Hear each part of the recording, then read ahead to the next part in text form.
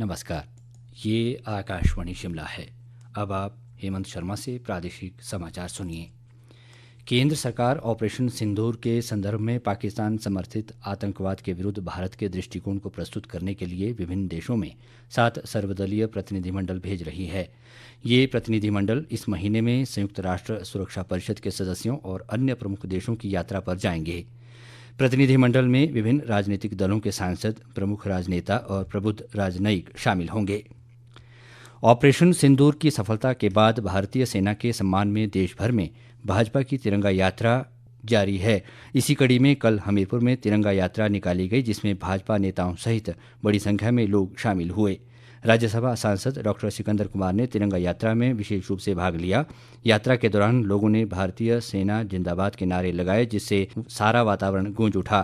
सिकंदर कुमार ने कहा कि भारतीय सेना द्वारा आतंकवाद के खिलाफ की गई कार्रवाई से पूरा देश खुश है और दुनिया भर में भारतीय सेना के पराक्रम को देखा है। उन्होंने कहा कि ऑपरेशन सिंदूर के दौरान भारतीय सेना ने चंद मिनटों में पाकिस्तान में 9 आतंकी ठिकानों को ध्वस्त किया, जो अपने आप में अभूतपूर्व है। मुख्यमंत्री सुखविंदर सिंह सुक्खू ने कल देर सायं वन विकास निगम की मूल्य निर्धारण समिति की बैठक की अध्यक्षता करते हुए निगम को निजी ठेकेदारों को काम पर रखने की वर्तमान प्रथा को समाप्त कर स्वयं साइडर वुड स्टंप निकालने का कार्य करने के निर्देश दिए। उन्होंने लगभग 10,000 साइडर वुड स्टंप निकालने के लिए रोड मैप तैयार करने को कहा। निगम ने खैर और साल वृक्षों की सिल्वीकल्चर कटाई से राजस्व के रूप में प्राप्त रॉयल्टी का 41 करोड़ 30 लाख रुपए का चेक भी मुख्यमंत्री को भेंट किया। उन्होंने कहा कि सर्वोच्च न्यायालय की अनुमति से की गई ये कटाई न केवल पारिस्थितिक तंत्र के लिए लाभकारी रही, बल्कि राज्य के राजस्व में भी योगदान दे रही है। मुख्यमंत्री ने वन विभाग को गर्मी के मौसम को ध्यान में रखते हुए जंगलों में आग की घटनाओं को रोकने के लिए त्वरित और प्रभावी व्यवस्था करने के निर्देश दिए। चंबा जिला परिषद व पंचायत समिति वार्डों के परिसीमन को लेकर दायर आपत्तियों की सुनवाई कल चंबा में की गई। इस दौरान विभिन्न जिला परिषद सदस्यों सहित व पंचायत समिति सदस्यों ने उपायुक्त के समक्ष अपने मत रखे और परिसीमन पर पुनर्विचार करने का आग्रह किया। जिला परिषद अध्यक्ष डॉक्टर नीलम कुमारी ने कहा कि परिसीमन के तहत उनका बख्तपुर वार्ड खत्म कर दिया गया है और उनके वार्ड की कई पंचायतें अन्य वार्डों में शामिल कर दी गई हैं। देखिए, कोलका और जो जटकरी है, अब सुनारा वार्ड में जब इसको जिस तरह से किया गया था और कुछ पंचायतें जो थी वो करिया वार्ड में कर दी गई थी, या तो फिर एक तरफ से मर्ज करना था तो एक तरफ से ही रखा जाता। अब जैसे अब जटकरी और कोलका पंचायत की जो समिति है, जो कि हमारा जैसे 1994 एक्ट में भी एक बात है कि जो समिति होती है जब भी परिसीमांकन होता है तो उसको इकाई मानते हुए जो है वो निर्धारण किया जाता है वार्ड की सीमाओं का। अब जटकरी पंचायत हमारी जा रही है सुनारा में और बढ़िया पंचायत हमारी जा रही है करिया वार्ड में।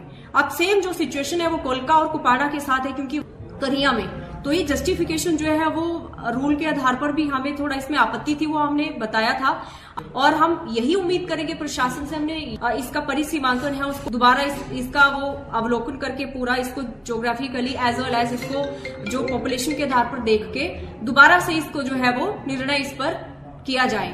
और वहीं इस सुनवाई के उपरांत उपायुक्त मुकेश रेपस्वाल ने कहा कि सरकार के दिशा निर्देश के अनुसार 31 मई से पूर्व जिला परिषद और पंचायत समिति वार्डों के परिसीमन की अधिसूचना जारी होनी है।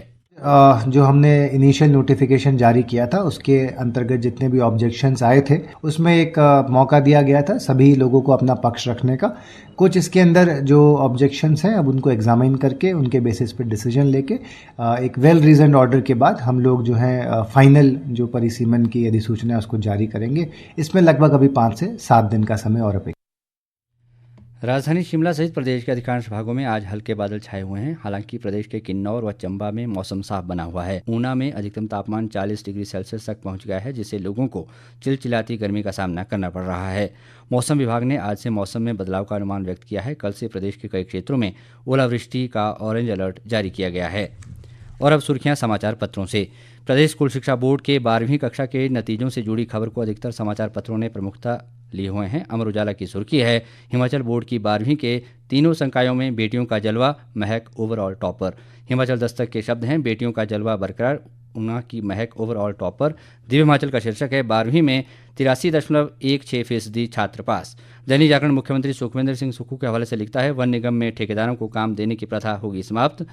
रोहतांग दर्रा बहाल, पहले दिन 800 वाहनों में पर्यटक रोहतांग पहुंचे। आपका फैसला की खबर है। मौसम पर पंजाब केसरी की सुर्खी है, आज से बदलेगा मौसम, ओलावृष्टि व बिजली की चेतावनी। इसी के साथ यह समाचार बुलेटिन समाप्त हुआ। हमारा अगला बुलेटिन आप सुन सकते हैं सुबह 11 बजे। नमस्कार।